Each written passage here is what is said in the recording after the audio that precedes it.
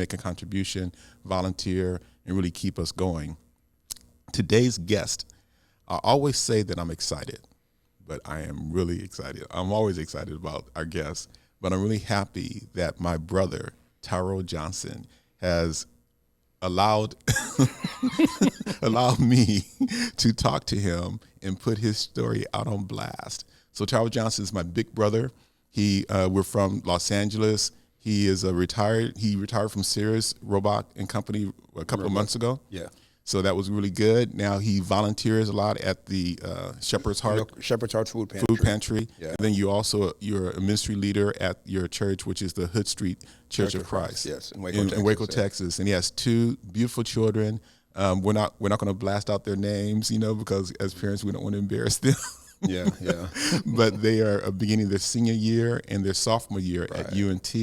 And your son actually kind of ghosted you just now, right? Yes. Dropped you off and just. I loaded up the car and he left me. Yeah. So they call us when they need money or when they need a ride. Transport. I got you on that. There you go. Yeah. So with all that being said, I wanted to have Taro as our guest, my brother, because he knows this, but you guys don't know this. The Empower series is something that comes from a long history of experiences and, God talking to you in your corner and you just saying, no, I'm not ready.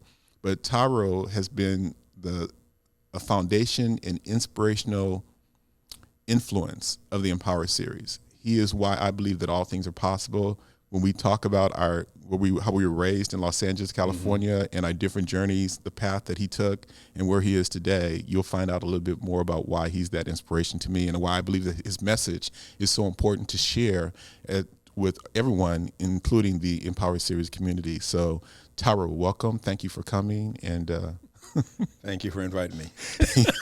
And he told me before, he said, Clifton, don't go too deep now. Don't go too deep.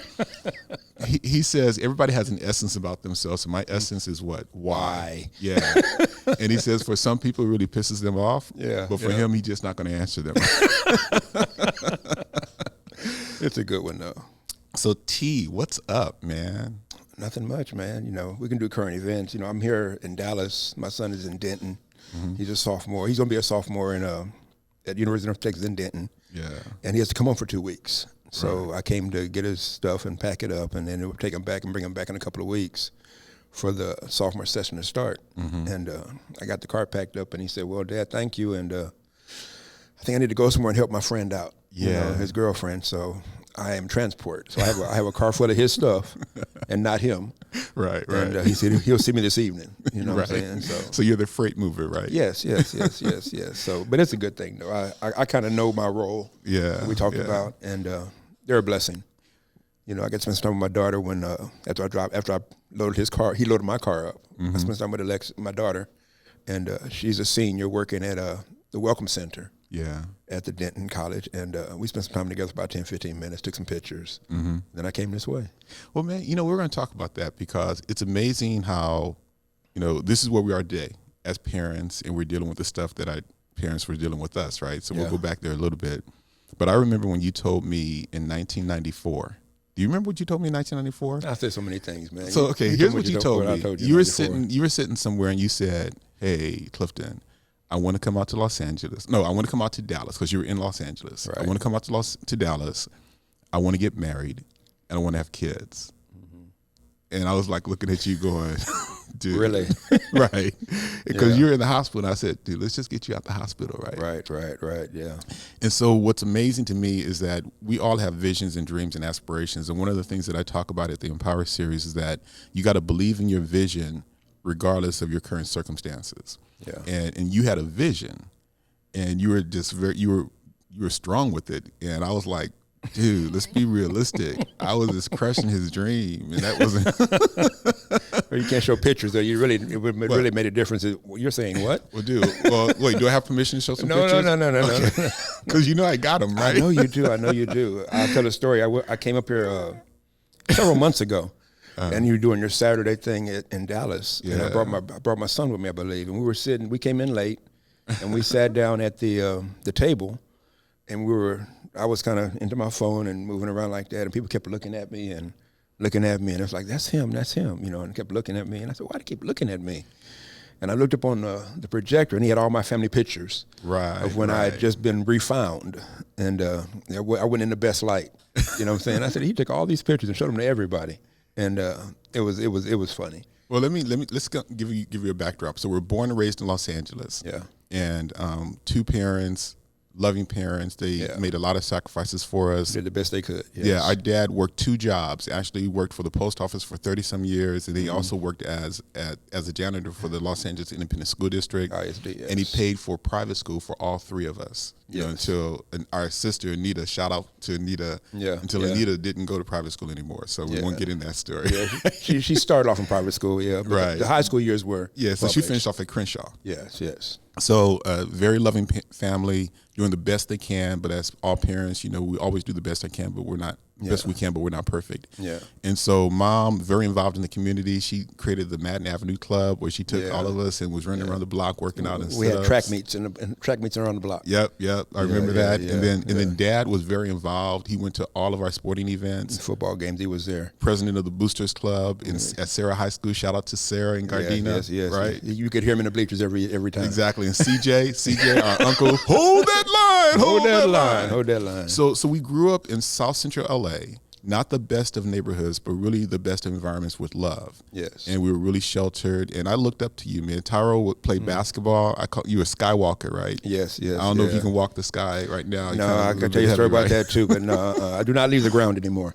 but really, man, you were, and I was the athlete too, and I got a scholarship to go to college. And I remember anything that I did with you, I was racing you, any competition, I couldn't beat you. And I was telling you that I didn't want to scar you. Being beat by your younger brother. Got you. I was just thinking about you. So with all that being said, when I went away to college, you were my rock and my family was my rock. And so when I got hurt in college, the reason why I stayed and continued on was because of the love and the support. So family is really important to me, and you were a big part of that. Also, you came up and visited me in Seattle. Yeah. My first investor when I started my first business, Beth and I started Oak Harbor Waterbed. Yep. Yeah, he made his first cashed investment. He's still looking for a return on that. Yeah, but it'd probably be worth something right now too, right? Yeah. So, dude, you were my rock, right? And then unfortunately, our mom passed away before I graduated from college in 1983. 83. And then Dad actually passed away 5 years after that. 88, yes. And that was really shocking. And so when I went down for the services, then it was also a shock because I don't know if you remember all of that, but that's when I noticed that you were kind of falling asleep and things like that. So yes. It had started already. Yeah. So Charles' path, in my opinion, was he was the first one out. So you were Mom and Dad's testing grounds for raising us. Then followed by our sister Anita, then followed by me, and so they had a boy and a girl, and I was like 2 years after Anita. Right. And so I was the accident, and I told them that was the best accident they ever had. Yeah. I don't really call it an accident or not like that, but we gave you a hard time though. but I give you that setup of our background to get into the top of our conversation today because, so Taro he went on a journey of homelessness and addiction to crack cocaine for a number of years. Yes. Before, in 1994, he had a vision of what he wanted to do with his life. And so we're going to talk about how he moved to Dallas and what he did when he came to Dallas. But I want to really go back because I believe that his story can be very inspiring to people who have family members who are at different points of that journey. And probably, there might be people who are now going through that. We'll talk about that later. But tell me what happened from that childhood with loving support and family, and then your decisions that kind of put you down the path. I just want to say that what happened really, it's a process, and I hate that word. And it was over the period of time, people tend to make choices based on their feelings and their emotions. And there's nothing wrong with that. But you try to, as a parent, we try to make sure that those choices are positive choices. Yeah. You know what I'm saying? But we only have the inputs that we get from our parents, from the school, from our family and our friends. And like you spoke of, we had a great, great upbringing. You know what I'm saying? And I was thinking about the things we did because we talked about family and how they communicate today versus 30 years, 40 years ago. And it's different. Yeah. You know what I'm saying? Because our cousins and our aunts and uncles, we know them because we spent every summer for 2 weeks driving across the country. Yeah, through Texas, You know what I'm Louisiana, saying? up to Kansas City, Yeah, Missouri. and we saw it from daddy's side to mama's side to Right. Las Vegas on the way home. Mm-hmm. You know what I'm saying? And because of that, our cousins, we have a relationship that's kind of tight. Yeah. You know what I'm saying? And we look at today, and we look at our children today where they don't have that. I don't drive across the highway to visit cousins, and I don't know if you have the time to do that either. It's different now. Yeah. You know what I'm saying? So that affects things too. But to the point though, our family was tight. You know what I'm saying? And we had a real good bonding, knowing that where we come from. You know what I'm saying? But we still make choices based on where we are in the moment. And as was said, in high school I was a good athlete. You know what I'm saying? And I played basketball, and I think part of the thing was I was so good I got moved up to play with the older kids. You know what I'm saying? And with that came some insecurities trying to fit in. Yeah. You know what I'm saying? So with the fit in, what they did, I did. You know what I'm saying? And at that time, it was funny drinking beer and playing basketball and doing stuff like that. And there was nothing wrong with that per se, but for certain individuals, that can lead to a different road path.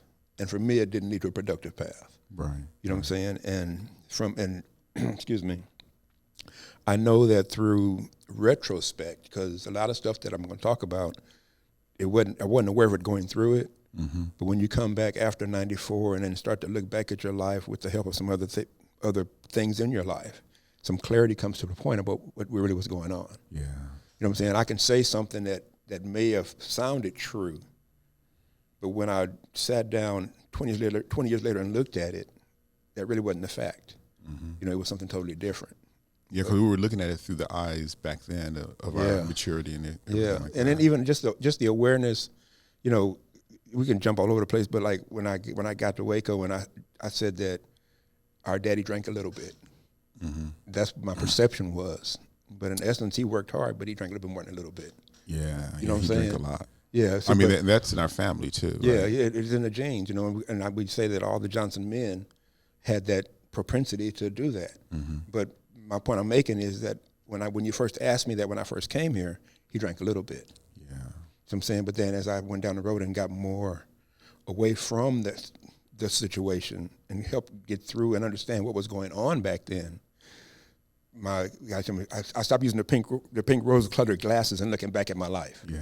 You know, like it was all good or all bad. It was a mix of different things. Yeah.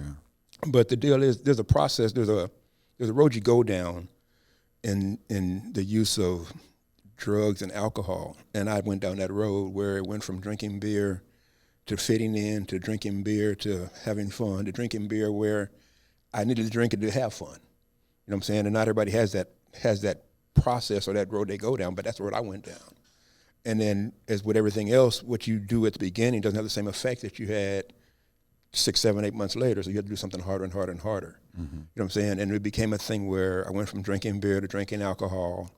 You know what I'm saying? And then still being a productive member of what I was in, which is the basketball, the school, and the college. Right. You know what I'm saying? And even through college, I was able to keep good grades up, you know, keep a job. And then when I got off, happy hour. Yeah. You know what I'm saying? And, Right. and I don't mean to throw stones on happy hour. You know what I'm saying? But my happy hour was like half the night. Mm-hmm. You know what I'm saying? Where somebody else can have happy hour and go home at 5 o'clock in the afternoon. Right. See what I'm saying? But whatever the reason was, certain people, for whatever the reason is, they don't have the same, I don't want to say control, but the ability to stop and just do something else. Yeah, man. I don't know if it's mindset or what, but I know that we grew up in the same household. Mm-hmm. And I'm going to say something, but you don't need to go deep with it. But I remember we were driving in the car from Dallas up to Kansas City, Missouri for Rabbit services, right, when Rabbit passed away. Yeah. And I was talking about Dad, and you told me that you didn't think Dad loved you. Yeah. And I was like, so I went to my why, right? Mm-hmm. And you said we ain't going to talk about that. But the point is, you know, you have siblings growing up in the same household, seeing the same thing, right? I saw how much Dad drunk. And I was like, I don't want to be like that. I want to have a little bit more control. And I was playing football. I had other things to do. What I didn't see, but on, you know, our cousin Clara told me that Mom drank a lot too. Yes. See, now that where I didn't see any of that. I was like, I almost fought with Clara. I said, Mom didn't drink Jack. It was in the coffee. You know, here's the thing. I remember that. She used to make us get RC Cola and coffee all the time. Yep, that's all I remember. But I didn't know there was something else in the coffee, man. It was called Old Taylor. You know what I'm saying? Yeah. But you're right. You know, I didn't see anything that Mom did I thought that she was lively, she was fun, very intelligent, very artistic. But yeah, man, we look at our childhood from different perspectives. Yeah, and I'll tell you what that it was all about. Again, in retrospect, when you look at it, like the choices, like they say, gangs. Okay. Looking for love in all the wrong places. So I'm saying, looking for acceptance. You know what I'm saying? And those can be emotions and feelings, but not excuses. Right. For what we do. Right. See what I'm saying? Right. And the excuse is, well, I don't feel like I have love at home, so I'm gonna go out and do what these guys do, so I feel accepted and fit in. See what I'm saying? And that can be the beginning of the basis for it, but that can't justify, the choices that I made down the line. You know what I'm saying? And I believe that as I went further down that line through, we can call it addiction. You know what I'm saying? I began to do things that were not the way we were brought up. You know what I'm saying? We were brought up to be better than that. So, and through the basketball, through the drinking and stuff like that, even into after high school into college, and working and still been able to perform, but having more money to spend and not having any responsibilities. Right, because you still think, man, you were staying at home with Dad. With the Firebird, and that pissed him off. You know that, right? Yeah. Y'all had some arguments. Yes, we did. Yes, we did. So, and giving them $10 on a bill, thinking I'm being responsible. And spending the rest of the money on what I wanted. Wait, did you hear that? How many of y'all right now living with your mom and dad saying, let me pay some of that cable bill? Like like what? Yeah. Eating, electricity, everything else. And I'm giving you $10 on this, so I feel like I belong here and I can do what I want to do. Exactly. You know what I'm saying? But having that freedom there, and it was just a progression, and somewhere in there in those college and post office day years, I was exposed to drugs. Cocaine in the powder form, and then crack cocaine, and it took hold. And for a period of time, I was able to work and do that. And we always had a thing like, I'll never be like that. You know what I'm saying? And I can say that through the course of my life, I went from being able to drive all around L.A. and then spend all my time walking those same streets around L.A. Word. You know what I'm saying? And I realized that when I was out there, I was walking the streets, and I used to drive down these streets. You know what I'm saying? But I said I'd never be like that. We'd go down the street and we'd see a black door frame and a lighter flicking. You didn't know what that was? I knew what it was. But I said, shame on them. I'd never be like them. Oh, you would never be in the I'd never be like them, and I ended up being the exact same person. Yeah. You know what I'm saying? And so never say never, and that path took me to there. And it was and Mama died in 1983. And she was back home in Missouri. Right. With Dad, and there was all different types of whatever was going on, but I was supposed to be the strong one, so we went back for those funerals, you know what I'm saying, and I used other stuff to make me to get through that? Yeah, okay. You know what I'm saying, and we came back home, and we all talked about how the spouse dies right after the other one dies, and the only thing that kept Daddy alive really was the post office. Yeah, that's what Anita said too. Because he's able to keep working. Yeah. You know what I'm saying? But because he had no plan for life without Mama.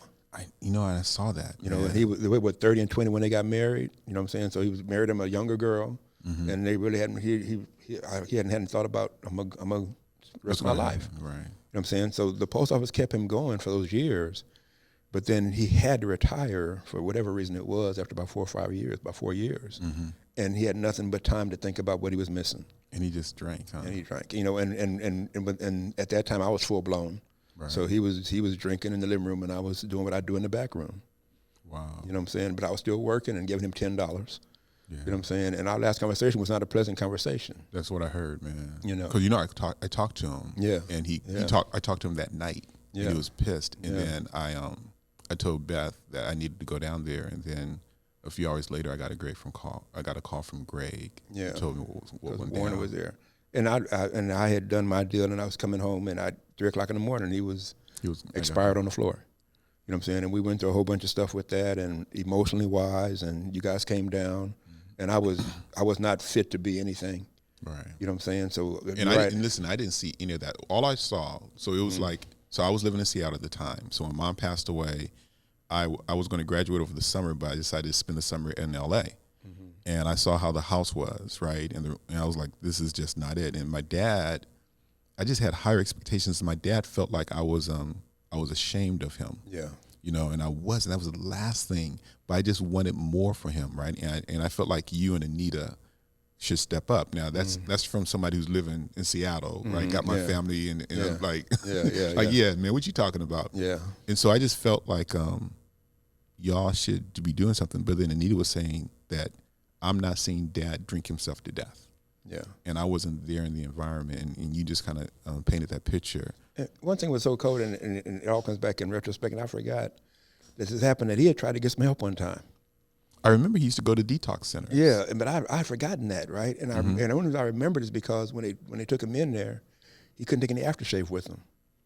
Wow, that's and I'm crazy. Like, why? Because of alcohol in there, right? Alcohol in it. You know what I'm saying? Dude, I remember that he used to spend some time in these detox places. Yeah. So here's the thing. We're all broken. We're all hurting. We all feel like there's something that's lacking, and sometimes we're able to be functional. And so we look around at people and we think everything's okay, but we don't know, the hurt and what might be happening behind the scenes. And I didn't know any of that stuff that was happening in Los Angeles, man. Yeah. So when '88, when Daddy died, it was like, I tell people the deal that he had good insurance from what I saw. You know what I'm saying? He'd taken care of some certain things, and his one mistake was he sent the insurance money in my name. Right. You know what I'm saying? Yeah. And I was nowhere near being responsible at that time, so I went missing. You know what I'm saying? You ghosted us with the strawberry. Yes, and I love that strawberry. But we had a little turf about that. Yeah. And it was amazing that I found you though, right? Yeah, I know. Because how big LA is. And And you used to sit in the corner trying to find me, and I was right there. Yeah. I remember sitting around the corner from a bank, and I was like, out of all the banks in LA, that was the bank that you went to. I busted your butt and got some of the money because you were running through it fast. Yeah. I was doing what I do, which is nothing responsible, and every 2 or 3 days. I got you. Loading back up and stuff like that. And what the crazy part is, when you're in a full blown addiction like that, you're not making rational decisions. Mm-hmm. You're not thinking right, because even at that time, and we talk about, and when I was exposed to the program that I used, that blessed me to get to the other side, we talk about hitting your bottoms. Yeah. A place where you say, I see what I'm doing. It's not the way I was brought up. I'm gonna do something different. Mm-hmm. You know what I'm saying? And everybody has a different bottom. And it could be that I'm starting to not be at work on time. I'm gonna stop doing what I do. Yeah. It could be that I'm not brushing my teeth. I'm not being responsible with my children. Mm-hmm. I'm gonna stop and do what I do. But my bottom was not there. You know what I'm saying? Because even when you stopped me and I gave all that to you, I went back to my place of employment, and it wouldn't let me keep my job for a while. Yeah, they said if you went to this program, if I just come to this program on Monday, I can still have my job. And that was a post office. Mm-hmm. So the post office was willing to work with you. And I remember that, dude. I remember that. Yeah. And I left them on that Friday, went straight to where I was getting hired. You know what I'm saying? And I said, well, now that I'm broke, you guys can take care of me like I took care of you. And you guys mean who? Other people doing drugs in the building. Wow. And they said, thank you, Taro. Go to the back room and we'll call you when we need you. Dude. Yeah, and again, choices and the way you think. I went to the back room and waited, and in 1988, in that span of time, I hung out at a dope house until they said that it was time for you to go, and I went to the streets, and I had been seeing guys do certain things in regards to trying to hustle to make money, and I went to a place where we could recycle stuff. Yeah, I remember that. Yeah, but the first night, I remember the first night that I was out there, I stood, it was Christmas Day of 1988. Because I left that building, that home or whatever it was, and went to the cafe and had a cup of coffee and a slice of toast for Christmas. And then I went to a spot where you just stand out and try to get jobs or try to find whatever you need to find. And when it got dark, I had no place else to go. And the guy said, well, like you ain't doing it, come hang with me. And we had a truck that he would use to hustle, and I began to make money to sustain my habit. Just to sustain your habit, not to sustain your livelihood. It's your habit, really, when you think about it. There was nothing else that mattered. Got you. At that time, it was just about the habit. Every dime, every quarter that was made, went to the dope man. You know what I'm saying? And I think part of the thing too is sometimes, in my story, I was too educated. What do you mean by that? Education, I was justifying one man's treasure, another man's treasure. I was able to say, well, I'm not stealing, I'm not begging, I'm working for mine. You know what I'm saying? And then as I progressed, I went from making $2 or $3 a day to $25 a day to $100 a day to $75 3 times a day, because I was improving my hustle on recycling, and every bit of that money went to the dope man. And then I found other ways to clothe myself, feed myself, you know. And what I didn't take, it's we talk about the graphic and whatever it is. Hygiene wasn't a part of the goal. Yeah. So there was no brushing teeth, there was no doing hair, you know, there was no taking baths, you know, because was that going to extend my goal, which was to get high? Yeah. And it wasn't there. I walked by a big glass building one time in L.A. and looked at the mirror and didn't even recognize myself, you know. And that was a moment of clarity where I could have said, that's not what I need to do, but I just looked down and kept going, you know. Another time, a guy said, man, I like your dreads. You know what I'm saying? You know why I had dreads? Because you weren't taking care of it, right? Because I wasn't combing nothing, you know what I'm saying? Yeah. But the thing is, I hadn't hit my bottom yet, you know what I'm saying? And it took what it took, you know. And there was, after about back in '94, we were doing something and my body was aching, and I was told by the ones that I was associating with that you need to do something because we're tired of hanging around you. Go somewhere and try to get it fixed. So I went to the ER and told a guy that I fell off the truck and my side was hurting. And he took an x-ray, it was at a clinic. And then he said, I don't know, and I have issues, you know, I have my perceptions of stuff, right? So it was a Arabian or Indian doctor. And what he said was, he said one thing, but I heard something else. He said, you need to take this x-ray and go to the ER because I can't help you. Right. What I heard him say was, you lying about what happened to you, yada, yada, yada, yada, yada, take you behind. You know, I added all types of stuff to it. Gotcha.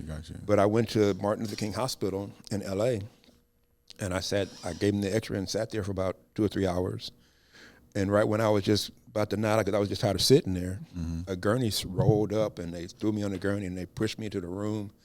And I heard him saying, well, it ain't my fault, and yada, yada, yada, and he da-da-da-da-da-da. Yeah. And what had happened was, whatever the x-ray showed, it was dire. And if they waited any longer, maybe an hour or more longer, I may have died. Yeah. You know what I'm saying? And that was the last day I did drugs. But I hadn't really surrendered yet.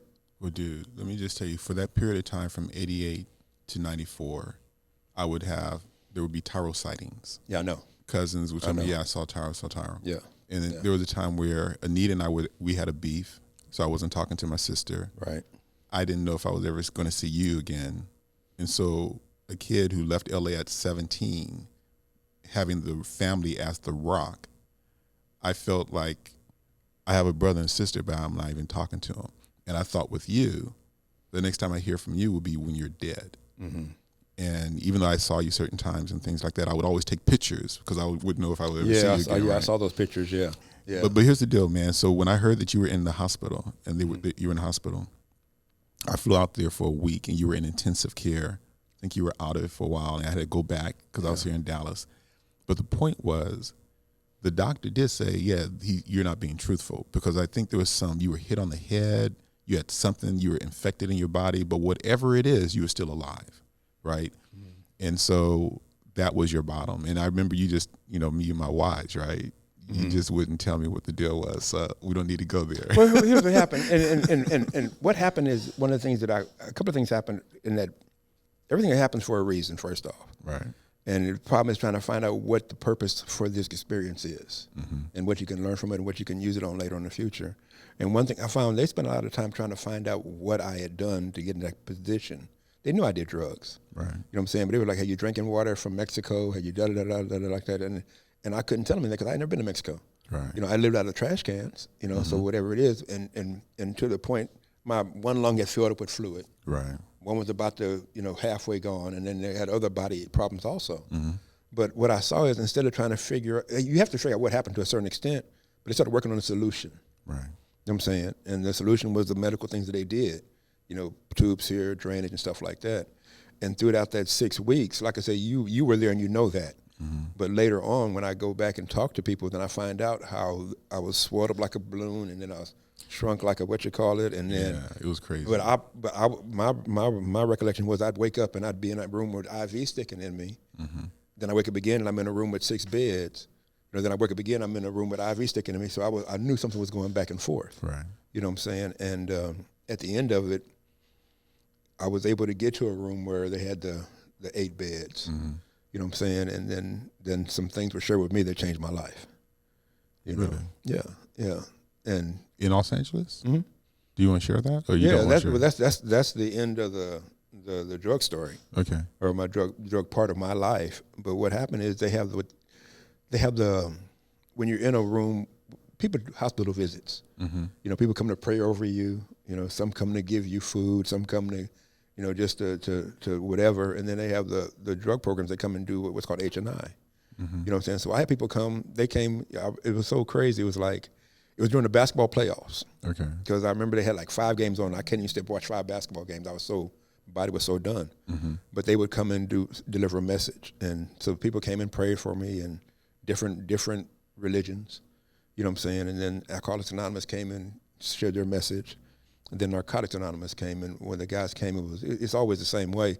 Someone you can't relate to. It was a big white guy with leather jacket on, beard. I thought he was a motorcycle gangster. Mm-hmm. You know what I'm saying? And he said, "I'm from NA." You know what I'm saying? And he said the Serenity Prayer. God got me the Serenity. Mm-hmm. And I had never heard it before, and I was 36 years old. And I'd never heard it before, and I tried to write it down, and I couldn't write it down. I was so weak.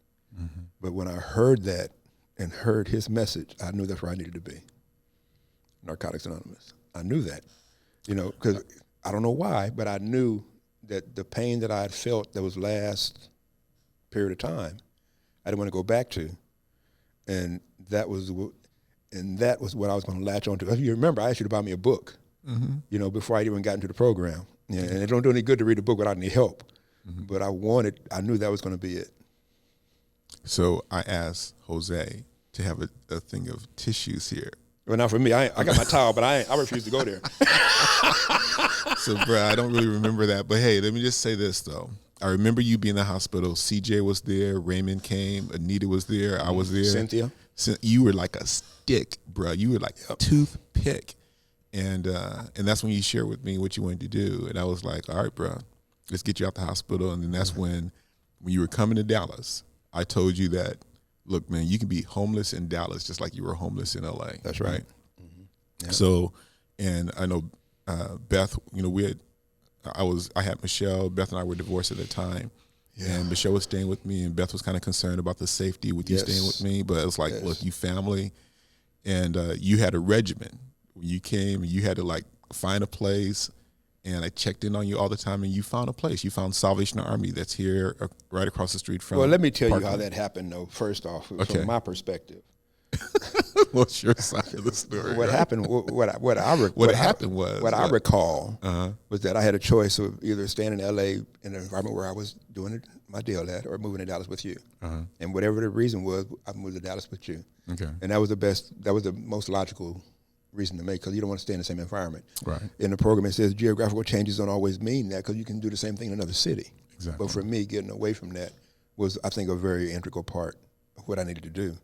But when I got to Dallas, you gave me a yellow pad with 20 treatment centers and phone numbers. Right. And said, I have to go to work, Taro.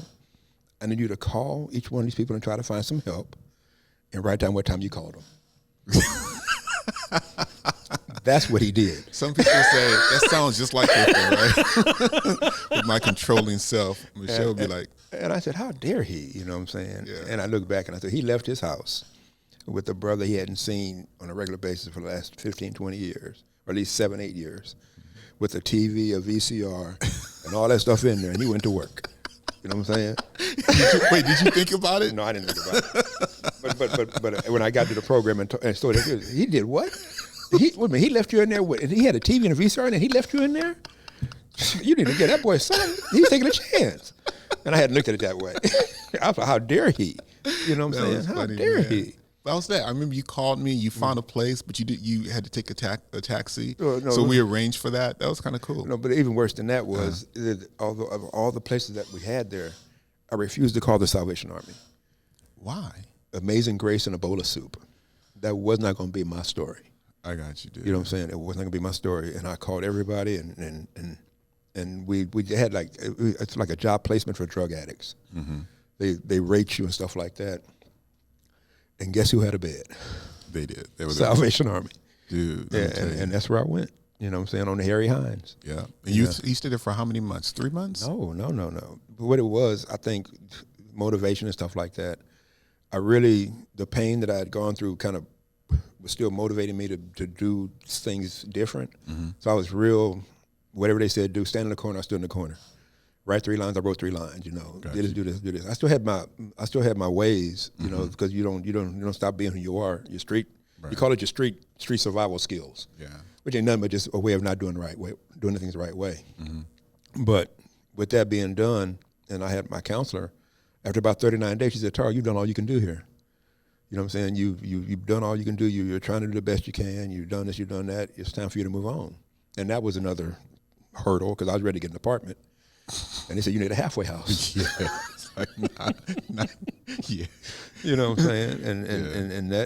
And I had to swallow myself on that one. And then again, a tool that was used, we called all over Dallas, and there were no halfway houses. Mm-hmm. And the last one we called, she said, can you give me a suggestion? And they suggested Waco, Texas, which I'd never heard of and didn't think of, Neither did I. Yeah, you know what I'm saying? But again, stuff you learn, about asking for help. And if you can't find help, ask somebody else, what should we do? Right. So that was a tool that I recalled and I try to use in my life when it presents itself. And so yeah, I think they gave me the Greyhound bus ticket. You know what I'm saying? Mm-hmm. And you had bought me some clothes. I didn't come from Hollywood much. And I bought you a Dallas Cowboy sweatsuit. Man, I don't want to hear about That's that. That's another story. I don't want to hear about that. Okay. I got there at 5 o'clock from LA. Right? I got there at 5 o'clock in Dallas. I'm from Dallas to Waco at 5 o'clock. Uh-huh. And the Freeman Center picked me up. 2 guys that are in recovery that were integral parts of my life, and one of them has passed away. And they brought me to the Freeman Center right. It was time to eat.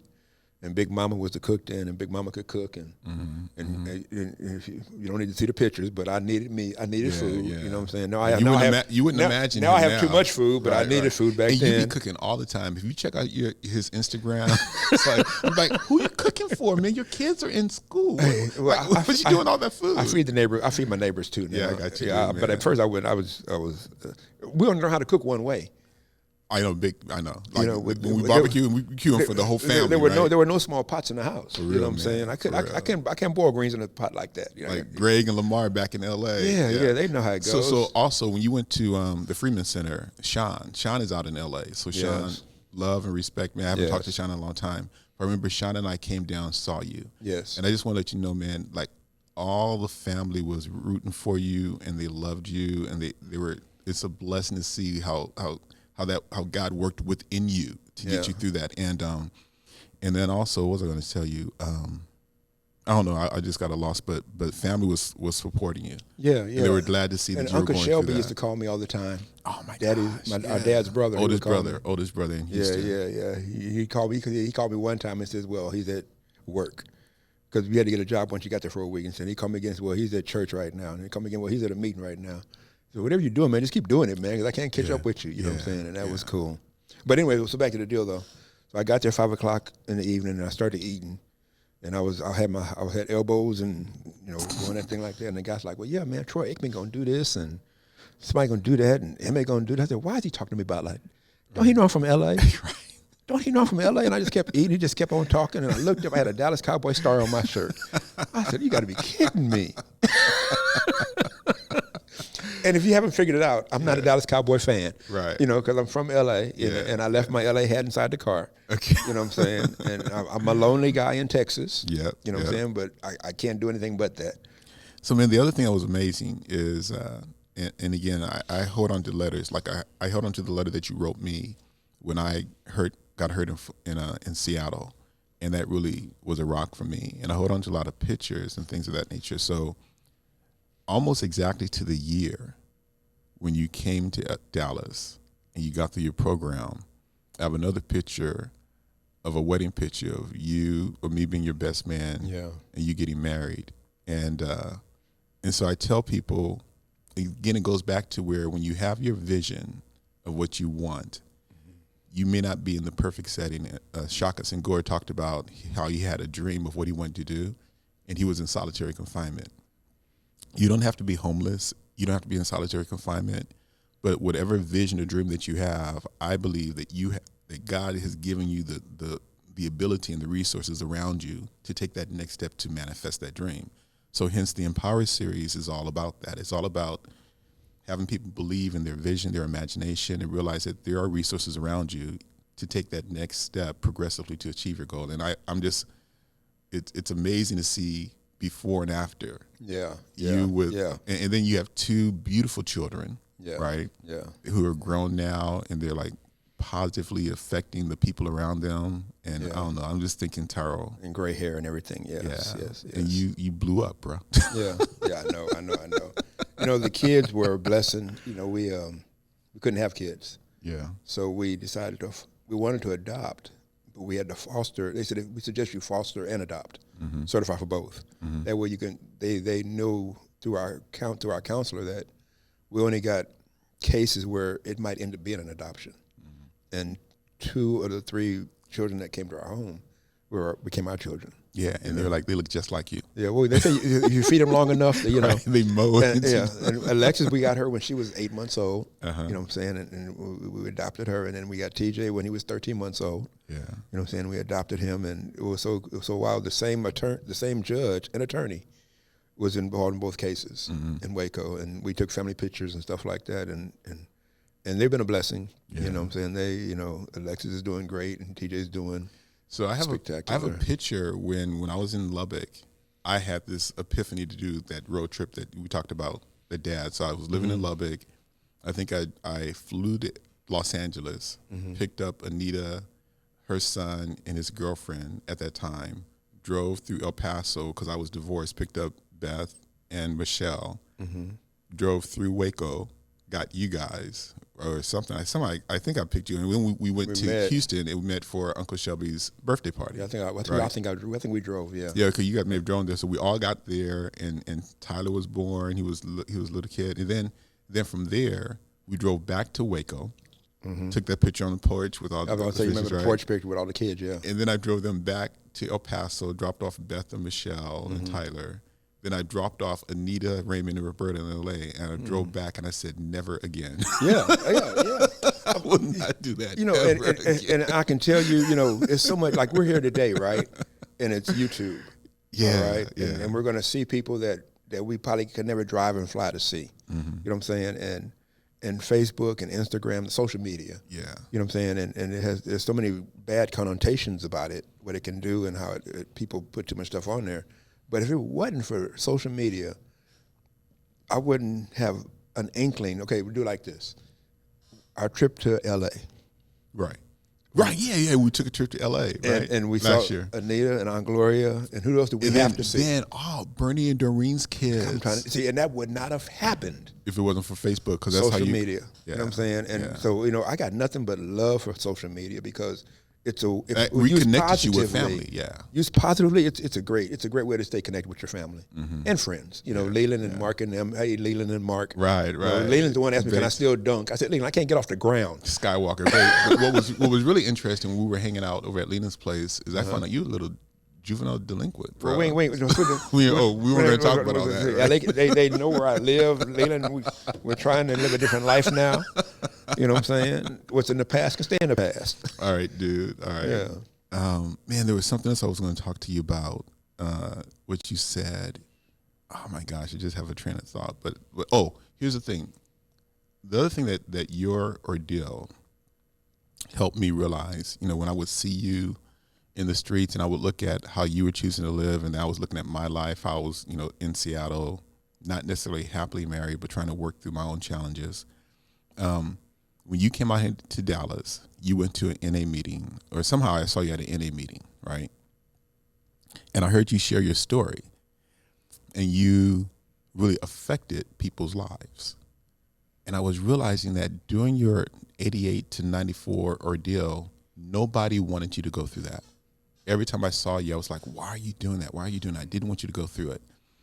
But then I had to realize that if you didn't go through that, the lives that you're touching now, right, in the NA meetings, the lives that you're touching at the food pantry, the lives that you're touching at Hood Street, Church of Christ, you wouldn't have the perspective to reach out and touch some people today. And I had to realize that, man, no matter what people are going through, there's a purpose for it that we may not realize. I believe in God, so God has a purpose for everybody's life.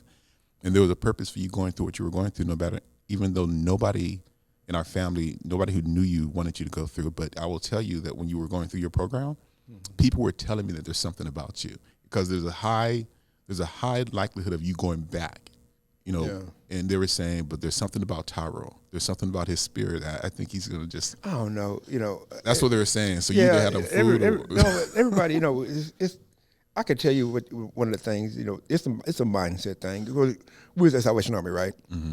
And it's like the guy said, there's 66 people in this room, you know what I'm saying? And so many of you guys, this ain't your first time in here. Right. And he's like, well, 2 of you guys are going to make it out of here. You know what I'm saying? I'm like, who's the other guy going to be? That's what you were thinking? Yeah. Who's the other guy going to be? You know what I'm saying? But I had no inkling, what life's going to hold for me, right. But I was like, who's going to make it? Who's the other one going to be? Mm-hmm. And by the grace of God, it's held so far. You know what I'm saying? But I have guys that I've known that when I came to Waco were there and have never been successful staying off of it. Mm-hmm. And they continue to battle, come back and forth with that, and there's nothing wrong with, I'm not going to say there's nothing wrong with it. Relapse is part of it, but not a requirement. Yeah. You know what I'm saying? But, and the thing about what you said about people going through, it's one thing I've, with the spirituality thing is that I've come to realize that everything we go through is for a purpose. Mm-hmm. You know what I'm saying? But then you can say, well, why do people have to go through this and that? What's the purpose in such drastic horrific things? Yeah, horrific things happening. You know what I'm saying? And the deal is we don't know the reason for stuff most of the time. You know what I'm saying? That's where faith comes in. You know, we have to realize that I'm going through this for a reason, and somewhere down the line, I'll understand why I went through it. Yeah. Hopefully, you know what I'm saying. But if I don't have that hope or that faith, then I'm not going to be able to I'm not going to be able to sustain it and get through it. I'll give up. You know what I'm saying? And giving up is just as bad as giving up isn't it. If you give up on it, then it's won. You know what I'm saying? And you don't want it to win. So I have and in my church family, people have gone through deaths that you would think wouldn't happen the way they happened, right? Mm-hmm. But they've done testimony saying that I don't understand why I was going through it when I went through it. But yeah. There's a reason, dude. Yeah. Yeah. You know what I'm saying? So it's so here's the thing, man. So I got to stop getting so emotional. But it goes back to the reason why I do the Empower series and what my purpose is now, what my grind is today, is I want to make sure that every encounter and every event we do, we give people hope, because that's underestimated. Mm-hmm. Hope is really required, because if we didn't have hope, we wouldn't get up in the morning to do certain things. And then also, I say inspiration, to take action, because you got to do something, right? Right. And then we want to educate people, whether it's around financial literacy, whether it's around life insurance, whether it's around mindset, whether it's around physical fitness, whatever that is. We want to give you education. But then most importantly, I believe that we have an illusion of lack. So there was a period of time when you were homeless where you didn't know all of the resources that were around you. No. But then just your request, you speaking something to existence, got you to Dallas. And then you taking certain actions got you the resources of Salvation Army. Yeah. You taking certain actions got you to resources of the Freeman Center. Right. And those resources kept going around, people around you. So there's connections, there's resources around us that we don't know. And I want to make sure that I'm giving people hope, inspiration, education, and connection to resources that can transform people's lives, and more importantly, it can really save lives. Yeah. And so I know that a lot of times when I'm going through my deal, I remember, I was going to Al-Anon, to kind of understanding what my role is and how I'm impacted being raised in an addictive family, and also how I'm enabling, people around me. And so I run things by you, and I remember you always tell me, dude, man, can I move in with you? As much as I want to try to give. But then, but you also, you also tell me that when you were making decisions, right, that you said you may not be, addicted or whatever, you're learning how to respond differently to different stresses. We all make decisions to respond differently to stresses. Mm-hmm. And so this whole path of recovery, it's not like, hey, you fixed it, you're good. No. We are all struggling. We're all making decisions, and we're addicted to certain behaviors, whether it's drugs, we're addicted to watching TV, drifting, inappropriate relationships. Procrastination is a big one. Yeah. Mm-hmm. And so when we see people, and I move downtown and I see people who are homeless, I see people, and I look past the physical appearance of people and realize that we're all connected in one way or another. We're all hurting. We're all trying to do the best we can. And I try to see people compassionately going through their own suffering, Yeah. But it's empathy and sympathy. Yeah. That's part of it too. And if you've gone through it, then you can understand it. If you're not, you can try to feel what they've gone through. You know what I'm saying? And those two things there, if you can understand those two differences, then you can try to help somebody. Because sometimes if you've never gone through it, I got to come at you a different way. Mm-hmm. You know what I'm saying? But if I've gone through it with you, then we're on level ground, and I can say, hey, I know how you're feeling because I've been here, and then I can share stuff that may help change your way of thinking of things. Right. Versus, and then sometimes it's nothing that can be said. Sometimes just the presence is the calming factor that they need to take time to stop and slow down and deal with what they're dealing with. And then once they've dealt with it, then they can get up and do something different. You know what I'm saying? And that comes from just not learning, but just being exposed to different things. One thing I'll say that, my spirituality that I'm in touch with right now, I wouldn't have been able to even hear it. It wasn't for the program. Because the program cleared the clutter and gave me a different way of looking at things. And then I was able to hear some things and learn some things differently that I'd heard prior to the wild times. Yeah. It didn't stick because I wasn't ready. What do they say, when the teacher's ready, the student will appear, or right. When the student's ready, the teacher will appear. Yeah, you know what I'm saying? So, whatever, vice versa. Right? Yeah, whichever way it goes, yeah. So I had to kind of get a clean slate from all the stuff that I'd gone through, and then I was able to grasp some new ideas, how things might be different. So I know you were telling me that you spend so much time with the pantry because at one time you were using the pantry, right? I still use the pantry. Yeah, I mean, he's gone, but yeah, right. He's going to get fed by some pantry food right. in the next couple of weeks. He just don't know it. But now you do. But you spend a lot of time. I know I used to have a beef when you're in Waco, and it's like, I don't see you no more, man, because you're always busy. You're either doing something for your church, doing something for NA, doing something for the pantry, driving some kids around. I'm like, man, when I want to see my brother? When I want to see my brother? Yeah. What is that? Idle mind is the devil's workshop and stuff like that. But I like being busy. And you had 2 jobs a few times, well, right? the 2 jobs was when I was trying to repair something that didn't get repaired. You know what I'm saying? That is another story. Yeah, that is. But no, I just, everything you do has to have a purpose. Mm-hmm. You know what I'm saying? There's a purpose for my church activity. There's a purpose for my pantry activity. You know what I'm saying? There was a purpose for work. You know what I'm saying? And Sears retired me, but I'm not through working. Right.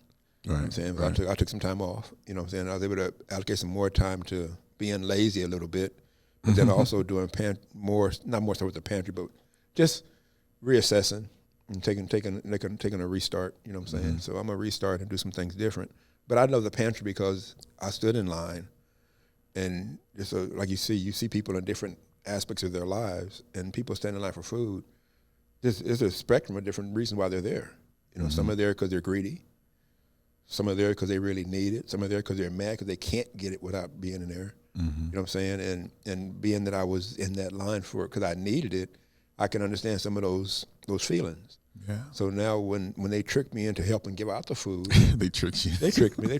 And I'll give Bob a shot at Shepherd's Heart. Yeah. He said the line is long and I'm short on helpers. So I need some volunteers to help hand the food out. And again, now this is I'm way away from the addictive behavior, but I thought because I helped give out food, I'm going to get more. Right. So I was using my greedy motivation.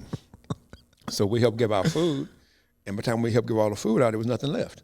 Yeah. So I got less. I got less. You know what I'm saying? So, but I got hooked on the logistics of trying to hand out food to people and organizational stuff, and then dealing with the people. I love interaction with people. You know what I'm saying? And I'm semi crazy, so I can't get thrown off because I'm already off. Right. You know what I'm saying? So I fit right in. You know what I'm saying? And if they mad, you kill them with kindness. You know what I'm saying? If they happy, I'm happy with you. Right. You know what I'm saying? So, and I've been doing it for like 6 years. So I give out food, and I do the ones that can't get out the car. They're handicapped, so they get less, but we try to make it be as bountiful as possible. They drive up and we take their information and we give them a box of food and some produce and whatever we have. Yeah. You know what I'm saying? And I love the interaction with them, and I just do it. You know what I'm saying? And church is church. It's another family. You know how it is. You know.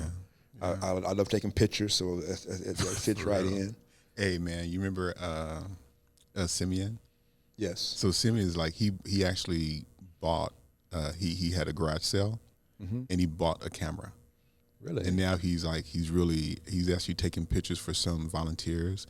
So Simeon's a cousin of ours who's out in Atlanta. So shout out Simeon for your company, man. Yeah. I meant to email him. He's a young entrepreneur. I haven't talked to him lately. Right? I meant to email him and see how he's doing. Yeah, he's doing good, man. So I've helped him. He's kind of putting on paper his vision, his business plan, and he's going to grow it. So a young entrepreneur that's going to infect the world with images to remind them of their loved ones and memorable moments. Capturing images. There you go. Capturing moments. There you go. Yeah, you can use that. Yeah. There you go. And so when we connected a while ago, unfortunately for a memorial service for our uncle, right? You connected with him, and he was like, he just sucked up all that knowledge. We spent some time trying to do certain things. We couldn't get past the camera. He was like, "What does it mean? What does it mean?" And he's ready. He's gung ho. Yeah, he's good. I hope he's doing well with that. So Taro, man, I know that we can continue to talk for a while, but I want to make sure that, what would be your message to people who are at different phases of the journey that you're on to really give them hope, inspiration, or to some resource that they can connect out to? Just want to give you an opportunity to give a shout out to the organization.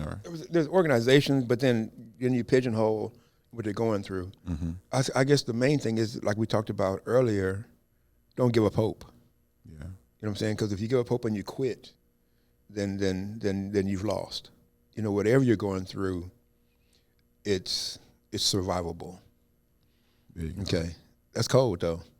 And one thing, and I don't want to get too spiritual or religious or whatever like that, but one thing that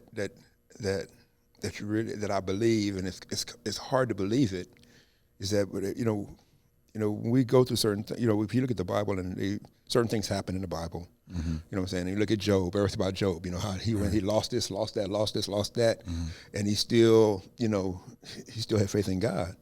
You know what I'm saying? But then, when you really look at it, you go back a step a minute.